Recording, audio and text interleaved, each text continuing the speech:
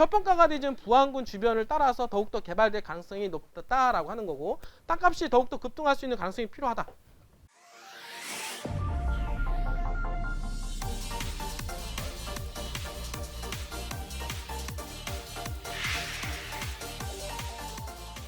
자, 새만금이 개발되면, 자, 새만금과 연계된 주변 도시는 군산과 김제와 부안군이죠.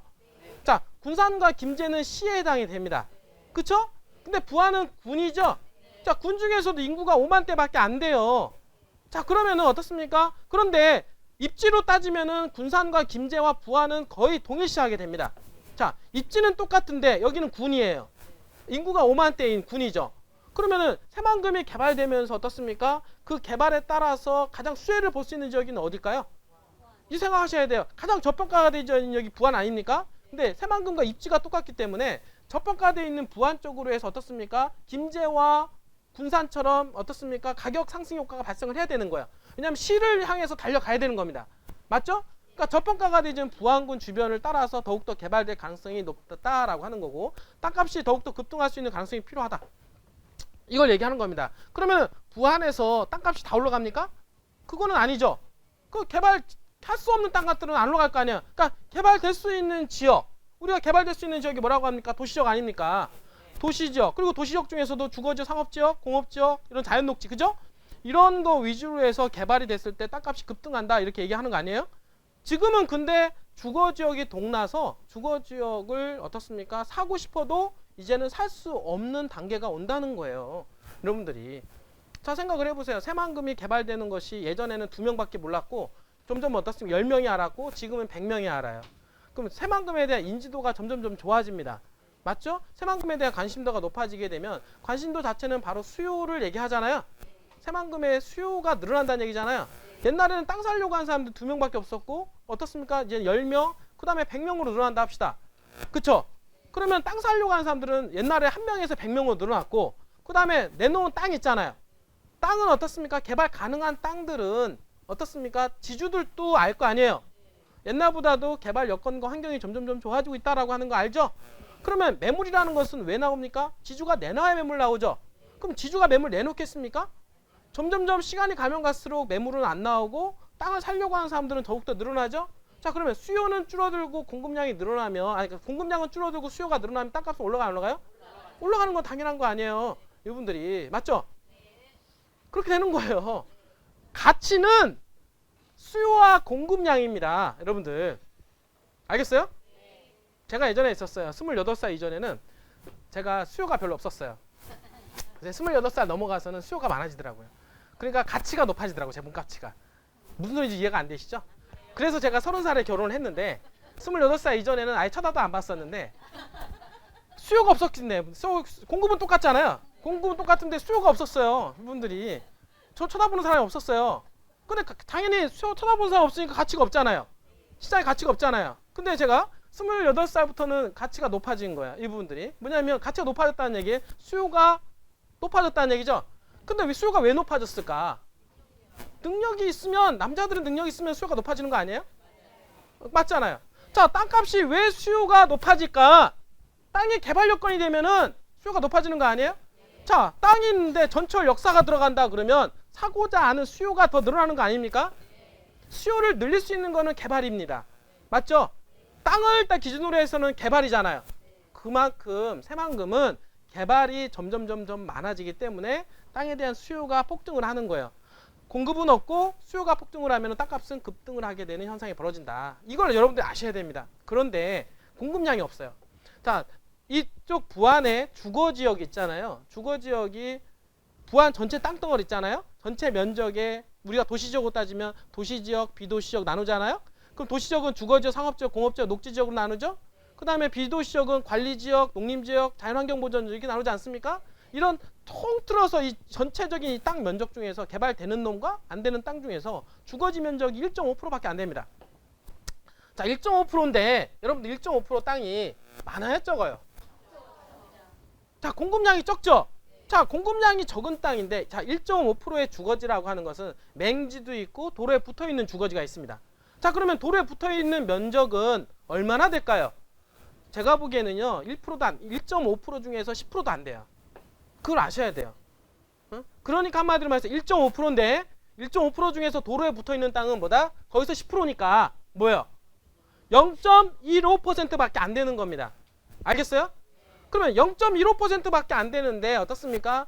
지주가 땅을 내놓으려고 해요? 안 내놓으려고 해요? 그러니까 지주가 점점점 가면 갈수록 땅을 내놓으려고 합니까? 안 내놓으려고 합니까? 그 당연히 주거지 나온 도로가에 있는 땅들은 더욱더 줄어드는 거죠. 0.15가 아니라 그 중에서 또 10% 줄어드는 겁니다. 이분들이. 그걸 여러분들이 아셔야 된다는 얘기예요. 그러면 주거지가 점점 희소해지고 도로에 붙어있는 개발지 가능한 땅들은 줄어드는 그런 상황인데 거기에서 만약에 새로운 도로가 뚫린다거나 이러면 어떻게 돼요? 더욱더 희소해지지 않을까요? 더욱더 땅값이 부추겨지지 않을까요? 맞죠? 만약에 여러분들이 가지고 있는 땅이 2차선 도로가에서 4차선으로 만약에 된다라고 하면 어떻게 될까요? 땅에 대한 가치가 올라갈까 안 올라갈까요? 올라가겠죠? 그런데 그 땅이 나중에 더 나아가서는 상업지가 될 수 있는 가능성까지 있다라고 하면 어떻게 될까요? 대박이 나지 않을까요? 거기다가 향후에 전철 역세권까지 기대를 해보게 된다라고 하면 어떻게 될까요? 어떻게 되냐고요? 볼 것도 없죠? 이런 공급량이 부족한 데다가 개발 계획이 점점점 늘어나기 때문에 그 주변은 더욱더 수요가 늘어나고 수요가 늘어나면 어떻습니까? 땅값은 폭등하게 돼 있다. 이런 원리가 적용이 된단 말이에요, 여러분들. 그러니까 이런 큰 그림을 여러분들이 좀 이해를 한번 해보자고요. 자 이렇게 봅시다, 우리가. 자, 지금 이렇게 보면은 이제 새만금 이 부분도 많이 여러분들 이해를 하실 텐데, 자 지금 보면 이게 이제 방조제 아닙니까, 그죠? 방조제 할 때 여러분들이 우리가 이번에 워크숍 진행할 때 여기 이렇게 간 거 아니에요? 여기가 이제 관리도고, 그 다음에 어딥니까? 여기가 신시 야미도죠. 여기가 야미도 신시도잖아요. 신시 야미도, 그다음 문효도고 선효도잖아요. 선효도 여기서 우리가 그날 그 짚라인하고 그날 이거 탄 거예요. 배를 탄 거예요. 여러분들이 탔는데 이 도로가 이제 이 바다 한가운데를 가르는 이 방조제 사업이 33.9km인데 33.9km가 완성이 된 게, 여기까지가 방조 사업이 완성이 된 게 2010년도입니다. 그 2010년도 완공이 되면서 계획을 한 게 도로망이에요. 도로망. 그 다음에 이거는 동서 일축도로. 맞죠? 그 다음에 어떻습니까? 여기 지금 그때 막 신항만 그때 공사하고 있었잖아요. 신항만 공사하고 있었고, 그때 이렇게 도로 공사하고 있다 말씀을 드렸죠? 현재 도로 공사 이렇게 해가지고 이렇게 넘어가잖아요. 그때. 그리고서 여기가 뭐예요? 이렇게. 여기가 지금 동서 1축이고 동서 2축 도로고, 그 다음에 이게 뭐예요? 동서 3축 도로죠. 동서 1축 도로하고 동서 3축 도로는 이미 공사가 완료가 됐어요. 그때 동서 2축 도로가 공사하고 있는 현장을 목격을 한 겁니다. 여러분들이. 그때 그리고 신시도하고 야미도 사이에 관광 레저용지 매립된 지역에 개발된다 라고 제가 말씀을 드렸고, 그때 여기가 비흥항이잖아요. 그죠? 비흥항에서 군산 짬뽕 먹었죠? 여러분들이. 그래서 여기 만날 때 그때 여기 크로스가 되는 지역에 우뚝선 기둥 같은 게 하나 있었어요. 그게 교각이. 그게 바로 요 자리입니다. 요 자리. 알겠어요? 그리고 그때 막 다리 공사 이렇게 하고 있었고, 이 부분들이. 그래서 이 도로가 이제는 2023년도 잼버리 대회 이전까지 공사가 마무리가 됩니다. 그리고 그 다음에 요거 있잖아요. 요거 남북 이축도로 있잖아요. 남북 이축도로 또한 마찬가지로 2023년도 잼버리 대회까지. 왜 그러냐면 잼버리 대회가 지금 여기에 유치가 되잖아요. 잼버리 대회가. 잼버리 대회가 여기에 유치가 되기 때문에 유치되기 이전에 도로 공사를 마무리 시킨다라고 하는 게 목표예요. 이분들이. 그러나 이런 도로가 있는데 마지막 그 도로가 하나가 남은 게 있어. 하나가. 뭡니까? 요거죠. 그죠? 지금 이렇게 넘어가는 거 아니에요. 이렇게. 요게 뭐예요? 이게 남북 3축 도로잖아요. 이 남북 3축 도로만 빼고 나머지는 동서 1축, 3축, 그 다음에 남북 1축, 2축 도로는 2023년도로면 다 완성이 됩니다. 그쵸? 그 남은 게 이 남북 3축 도로인데, 이 남북 3축 도로가 되게 큰 의미가 있어요. 왜 그러냐면 여기 보시면 이게 군산 있잖아요. 군산에서 군산 시청이 여기 있어요. 군산 시청이 있고, 그 다음에 부안에도 보면은 어떻습니까? 부안 군청이 여기 있죠. 그리고 기존 도시가 이렇게 개발이 현재 진행이 되고 있죠. 근데 구시가지잖아요.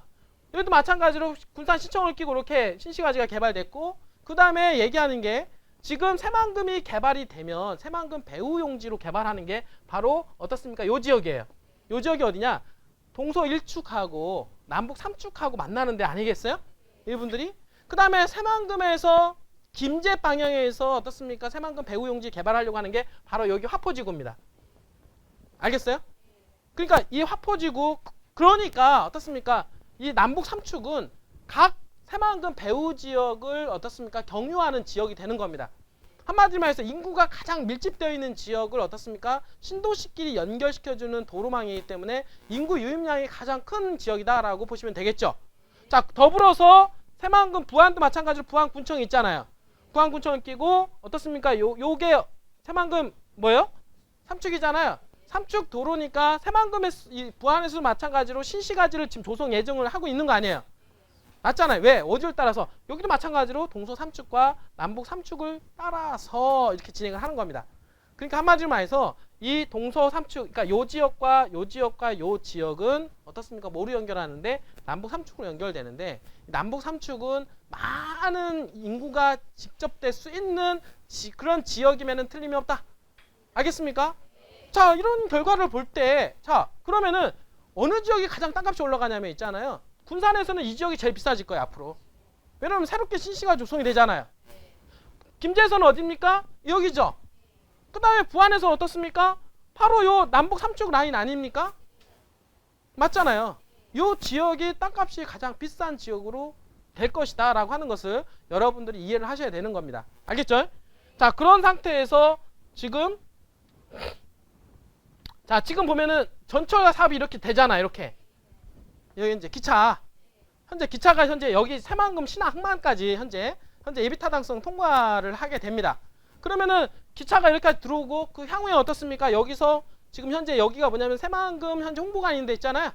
홍보관에서 또 지금 얘기가 나오고 있는 게 여러분들 여기 보시면 요게 뭐냐면 KTX거든요. 호남 고속철 KTX잖아요. 여기가 익산 있어요, 익산. 그 다음에 여기가 이제 정읍이거든요. 정읍 KTX가 있어요. 정읍 KTX에서 뭐가 있냐면 여기서 지금 내려오는 게 있어요. 이런 게. 이게 뭐냐 호남선이에요. 호남선. 여기가 호남선. 호남선이 있는데 호남선 연결되는 게 이렇게 해가지고 나중에 이렇게 찍어서 있잖아요. 이렇게 해서 새만금 신항만까지 그러니까 이렇게 해서 신항만까지 연결시켜주는 이제 기차까지 루트가 만들어질 가능성이 높단 말이에요. 그리고 현재 그거 진행 중에 있고 왜냐하면 도로만 뚫는 게 아니라 이제 기차도 가는 거야. 향후에는 또 여기서도 이렇게 갈 가능성이 높겠죠. 연결시킬 수 있는 가능성이 있겠죠. 그래서 이 얘기는 이미 부안군과 이 신태인 그리고 정읍하고 이미 얘기가 어느 정도 지금 얘기가 되고 있는데 바로 어떻게냐면 새만금 신항만에서 바로 신태인까지 연결시켜주는 루트가 만들어질 가능성이 높은데 그 중에서 어떻습니까? 그러면 새로운 신설 역사가 들어갈 가능성을 찾아봐야 되겠죠. 자, 보니까 여기는 부안군청이죠. 자, 이거는 어떻습니까? 동서 삼축이죠. 맞죠? 그 다음에 여기는 어떻습니까? 창북리 있잖아요. 남북 삼축이 이렇게 들어가잖아요. 무지, 그죠? 그러면은 이쪽에 역세권이 하나 만약에 들어온다라고 하면 자, 신시가지와 구시가지를 연결시켜주는 어느 한가운데 들어갈 가능성이 있다. 여기를 보시는 거예요. 알겠어요? 분들이 바로 요 지역이 우리하고 오늘 오픈할 땅하고 인접한 지역으로 생각해 볼 수가 있다. 알겠습니까? 그림을 그려 나갈 수가 있다라고 하는 거예요. 여러분들이. 자, 이런 상황을 여러분들이 보셔야 됩니다. 좀 더 이해를 하기 좋으라고. 자, 그런데 자, 지금 보니까 자, 대한민국의 1.5%밖에 없다라고 하는 주거지역은 여기 노란색이죠. 노란색이잖아요. 노란색이 지금 현재 부안에서는 1.5%밖에 없고 부안에서 많이 있어요? 별로 없죠. 근데 개발이 되면은 주거지역부터 움직인다 이거예요. 1.5%. 근데 1.5% 중에서 주거지역에 중에서 도로에 붙어있는 주거지역이 많냐 말이에요. 자, 여기 지금 보시면 여러분들 자, 이런데 다 이게 다 주거지역이죠. 맞죠? 이게 주거지역이 다 도로에 붙어 있어요? 아니잖아요. 실질적으로 도로에 붙어 있는 거는 어떻습니까? 그 중에 10%밖에 안 된다고요. 이 부분들이. 알겠어요? 자, 이런 상황인데 여기서 지금 현재 남북 삼축도로는 어떻습니까? 이렇게 들어갈 것으로 예상은 되죠. 알겠어요? 예상은 되는데 여러분들이 잘 보시면은 지금 이 도로가 어떻습니까? 새만금 지원도로로서 이렇게 연결시켜져 가지고 개화도하고 연결되죠. 개화도는 어떻습니까? 남북 이축도로하고 연결되어 있죠. 맞죠? 그래서 이 도로가 2차선 도로를 어떻습니까? 4차선으로 확장할 것으로 현재 하고 있잖아요. 이미 토지 보상이 완료가 돼가고 있고 현재 좀 있으면은 4차선 도로가 여기까지 뚫리게 되는 겁니다. 이제는. 자, 뚫리게 되는데 이게 향후에는 어떤 계획이냐면 지금 여기 나오는 새로운 신설 도로 있죠. 이 도로 2차선 도로 있죠. 이 2차선 도로도 나중에 4차선으로 나중에 뚫어야 돼요. 왜 그러냐면 기존의 2차선을 4차선으로 뚫어야 되는 게 이 도로가 생기면 남북 삼축 도로가 생기면은 교통 통행량이 많이 늘어날까 안 늘어날까요? 당연히 늘어나기 때문에 2차선을 4차선 확장을 해야 돼요. 여러분들이. 그리고 여기도 새로운 신설 도로 있죠. 이 도로도 마찬가지 2차선 도로인데 2차선 도로를 갖다가 4차선 도로로 나중에 현재 기존에 있는 도로 있잖아요. 이런 것도 나중에는 다 2차선에서 4차선 도로로 뚫을 가능성이 높습니다. 그래서 지금 현재 부안에서 돈만 되면은 그 옆에 있는 땅을 계속 매수에 들어가고 있어요. 왜냐하면 점점점 시간이 지나고 더 땅값이 비싸지는 거니까. 이미 나중에 도로를 뚫을 거 예상을 해서 이미 도로를 점점 넓힐 거 예상을 해서 땅을 이 도로가 주변으로 해서 매수를 해 나가고 있단 말이에요. 이미 우리 땅도 이미 매수가 됐어요. 이미. 그러니까 4차선으로 나중에 들어갈 가능성이 높은 땅이라고 보시면 되고요. 지금 보면은 자 이렇게 들어가면 남북 3축이잖아요. 다 남북 3축에서 도로하고 이렇게 연결이 되겠죠. 알겠죠? 그러면 우리가 오늘 땅은 뭐냐면 자 요 4차선과 나중에 향후 4차선이 될 수 있는 가능성에 있는 요 코너 땅 있죠. 요 코너입니다. 코너. 이 땅의 특징을 보면 남북 3축 도로하고 바로 인접해 있죠. 알겠어요? 새로 도로가 뚫리면 그리고 이 남북 3축 도로는 가장 메인 도로를 연결시켜주는 그 메인 지역을 연결시키는 지역이기 때문에 여기서 빠져나온 링크된 IC 주변의 일대라든지 링크된 땅들은 개발에 합류가 될 수 있는 가능성이 상당히 높다 이렇게 이해를 하시면 돼요. 이분들이. 그리고 이 도로 이렇게 연결시켜주는 게 어디냐면 여기가 뭐예요? 분산 산업단지가 있죠. 그리고 이 산업단지가 조금 여기 좀 확장을 해보면 자 여기가 지금 산업단지가 이렇게 있잖아요. 그죠? 여기 지금 확장을 점점 해나가는 거예요. 이렇게 옆으로 해서 대립관리적으로. 알겠어요? 그 다음에 여기가 분산 군청이 있고 부안에 군청이 있잖아요. 부안 군청 같은 경우는 이제 구도시고 그 다음에 여기는 어떻습니까? 개화 면소재지. 맞죠? 그 다음에 어떻습니까? 이렇게 해서 이렇게 들어가는 게 남북 3축도로 아니겠어요? 아까 얘기했던 대로 이렇게 나중에 4차선 도로가 될 가능성이 높다. 그죠? 이것도 나중에 4차선 도로가 될 가능성이 높다 이렇게 얘기했죠? 그 지역이 어디입니까? 바로 오늘 여기 오픈시키기 코너 아니에요? 그러면 여기서 남북 3축도로에서 바로 인접해 있는 땅이죠? 그 다음에 점점 개발이 이쪽에 합류가 돼서 이제 기업들이 여기에 몰린단 말이에요. 얘가. 기업들이 몰리니까 지금 아까 얘기했던 대로 뭡니까? 새만금에 이렇게 만약에 노선이 들어간다라고 하면 여기 금방 어디에 어떻습니까? 뭐가 들어갈 가능성이 없다? 기차 역사가 들어갈 가능성이 상당히 높다라고 보여지는 거예요. 그러니까 이 상태에서 들어가게 되면 4차선하고 4차선 이 땅에다가 어떻습니까? 당연히 이 주거지이지만 현재는 나중에 용도에 따라서는 격을 한 단계 높일 수가 있겠죠. 그래서 4차선 도로가 주변에 4차선 도로가 주변에 상업지가 조성될 가능성이 상당히 높다. 여러분들 이해를 하셔야 됩니다. 왜냐하면 주변에 기업도 있고 부안 군청을 중심으로 해서 구시가지가 확장이 될 수 있는 건 당연한 거예요. 맞죠? 새만금 쪽으로 개발이 이쪽으로 해서 확장이 되고 그 다음에 시시가지는 이 3축을 따라서 이쪽으로 확장이 되기 때문에 거기에 역세권까지 바람이 분다라고 하면 그 주변일 때는 완전히 논하는 땅이 된다. 그러니까 여러분들이 이해를 하시면 되겠죠. 알겠어요? 자, 조금 더 확장을 해보면 자, 봅시다. 자, 이렇게 되는 거예요. 지금 보니까 자, 요소하고 요거죠. 그쵸? 여기 쪽으로 해서 이렇게 들어오죠? 이게 지금 그쵸? 새만금 3축 도로잖아요. 여기에서 바로 코앞이에요. 그죠? 코앞이고 그 다음에 이렇게 들어가면은 그 다음에 4차선하고 4차선 들어가게 되는 오늘 땅은 바로 여기 코너 있잖아요. 여기 붙어있는 땅이에요. 현재. 그리고 이미 여기 4차선까지 들어갈 걸 예상을 해서 이미 도로가 이미 땅을 이미 다 그 수용까지 다 끝난 땅입니다. 그러니까 나중에 2차선 현재 2차선이지만 나중에 4차선이 되게 되면 나중에 값어치 있을까 없을까요? 당연히 있죠. 거기다가 4차선이기 때문에 4차선 어떻습니까? 코너 땅이 되기 때문에 나중에 주거지역이지만 나중에 상업용도로 쓸 수 있는 가능성이 상당히 높다. 이렇게 이해를 하고 향후에서는 전철까지 뚫리게 된다라고 하면 여기 어디나 들어갈 가능성도 배제 못한다. 이렇게 여러분들 이해를 하시면 된다는 거예요. 알겠습니까? 자, 이 땅의 특징을 좀 간단하게 다시 한번 이해하게 되면 남북 3축의 영향권이 들어갈 뿐만 아니라 현재 2차선이지만 4차선 도로가가 될 수 있는 그 가능성의 코너 땅. 알겠어요? 그리고 부안 중심권에서 개발에 어떻습니까? 압력이 밀려오는 땅이면서 향후에 전철 계획까지 있다라고 했을 때 역세권 바람까지 바람을 불 수 있는 그런 입지에 있는 땅이고 더 나아가서는 주거지가 상업지역까지 될 수 있는 그런 4차선 코너 땅이다 라고 여러분들한테 소개를 시켜드릴 수가 있는 거예요. 알겠죠? 자, 그러면 자 이렇게 보자고요. 자 이렇게 봅시다. 자, 지금 보니까 어떻게 되냐면 요게 아까 지금 4차선 있죠? 2차선 도로가고 이게 2차선이 이미 나중에 이제는 요 앞에 이제는 이 도로까지 이미 다 어느 정도 돼 있어요. 여기도 마찬가지로 이렇게까지 이미 다 도로가 수용이 다 끝났어요. 그러니까 2차선에서 이제는 어떻습니까? 4차선 도로가가 될 가능성이 상당히 높죠. 우리 땅이 어디냐면 여기 코너에 이렇게 코너. 그리고 좀 더 나가 볼게요. 자, 어디냐면 아까 4차선 여기가 2차선 2차선이죠. 여기 코너죠.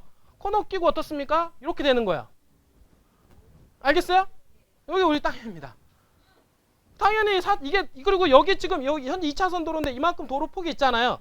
이거는 군 소재지 땅이에요. 그러니까 군에서 이미 도로가 확보가 돼 있는 땅이어서 나중에 2차선에서 어떻습니까? 4차선으로 나중에 확장을 시켜도 우리 땅 자체가 수용이 안 되죠? 이미 도로가 이미 다 끝났으니까. 이미 다. 자, 볼게요. 자, 이런 현황이 땅이고,